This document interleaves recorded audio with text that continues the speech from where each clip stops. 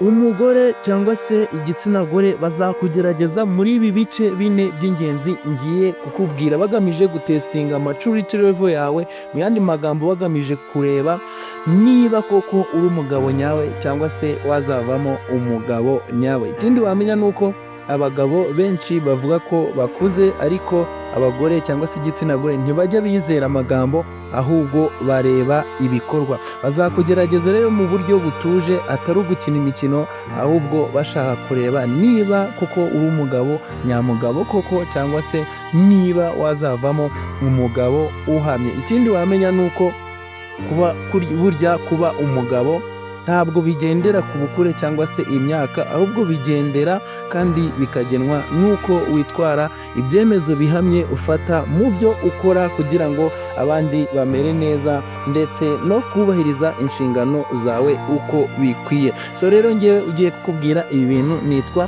S Faustin, nushake unyite Bogari. Ariko mbere yuko mbikubwira nyabona reba niba warakoze subscribe, niba utarayikoze nawe uhita uyikora kugira ngo tuzabane muri next videos kugira ngo bijye binakorohera kuzibona mu buryo bworoshye. So rero ntabwo dutinda, ndagira ngo dutangire n'icyambere abagore cyangwa se igitsina gore bakoresha basuzuma bareba koko niba uri umugabo nyawe cyangwa se wazavamo umugabo nyawe. Ntabwo dutinda rero, ndagira ngo dukomeze n'icyambere.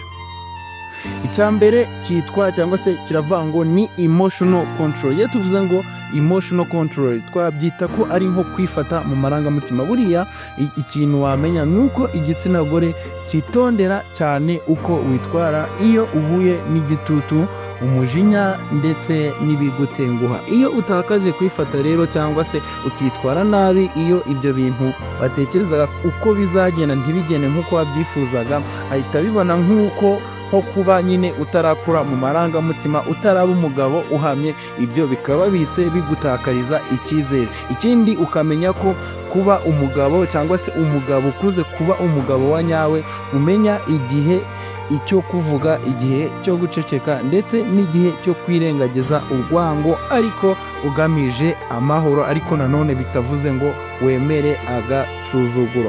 Hanyuma ikindi kintu bacyita financial responsibility. Nimvuga financial responsibility nyabona ntimwumve kuba umuntu ari umukire, ahubwo basi mubyumve ko kuba umuntu yaba ari umuhasira, ashobora kuba nyine nta mafaranga afite, nyine nta bushobozi bundi birenze, ariko basi ari umukozi ubona ko basi afite ishyaka ryo gukora ndetse agerageza ibintu byinshi bigiye bitandukanye. Burya iyo umuntu agerageza ibintu byinshi bigiye bitandukanye biratinda ariko bigeraho mu byo ageragezamo hakagira ibikunda ndetse bigacamo neza cyane. Ikindi rero ibi ukamenya ko babikora bashaka kureba niba koko urimo umuntu wakwakira inshingano. Ikindi bakareba koko ise ibyo ufite byo ubikoresha gute. Bagerageza kubikora nyine mu buryo basa nkaho bakuneka ariko atari ubundi bunetsi bundi, ahubwo bagamije kureba uko umeze ndetse no kureba niba koko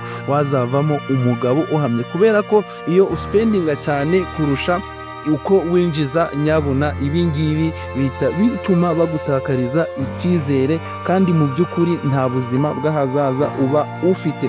Ikindi ni uko nyine uko uspendinga amafaranga cyangwa se uko ukoresha ibyo ufite ubu ngubu biba bifite igisobanuro gikomeye cyane ku buzima bwawe bw'ahazaza. Rero iyo ibyo bintu utabikora cyangwa se iyo uspendinga cyane gusumbya uko winjiza, biba bigiye kuzakubaho ni ukuba mu madeni adashyira, kubaho wanduranya ndetse no kugorana. So rero iki kintu rero nacyo ni kimwe mu by'ingenzi bagusuzumiraho. Rero ndagira ngo twihute tujye no ku cya gatatu. Cya gatatu kiravuga ngo cyitwa communication cyangwa se communication and respect. Ni ukuvuga ngo uburyo communication cyangwa se communication and respect ni ukuvuga ngo ni nk'uburyo ukominikamo cyangwa se uburyo uganiramo ndetse no kwiyubaha.